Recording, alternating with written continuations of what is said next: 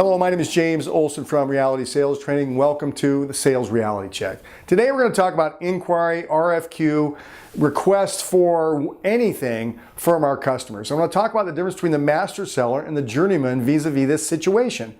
When the journeyman gets an inquiry or an RFQ from the customer, they're like, oh, goody goody gumdrops, I get to show the customer how good I am. And I'm going to get my price really, really cheap, and then they're just going to see how great I am, and then maybe they'll buy it. The master seller says, whoa, let's slow it down. Let's see if this inquiry is even gettable by me. Let's see if I can even get this business.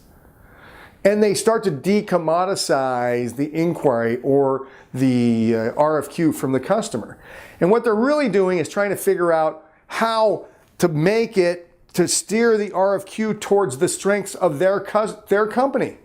Whereas the journeyman seller is just looking to please. The master seller looks at the inquiry, slows it down, starts asking detailed questions about delivery, size, color, quantity, and slows it down, starts picking the inquiry apart to really see what's on the inside of it. And they slow it down and they challenge the customer early. Bob, you say you want it in 2 weeks, but you say you want this configuration. You realize that configuration for most plants is going to take 5 weeks to produce, right?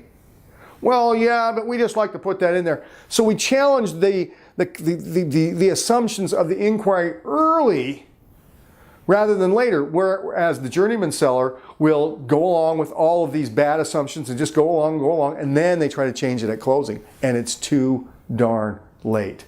The other thing that a master seller will do with inquiries, they'll assume that they're going to get the business, whereas the journeyman will assume that they're in a competitive situation.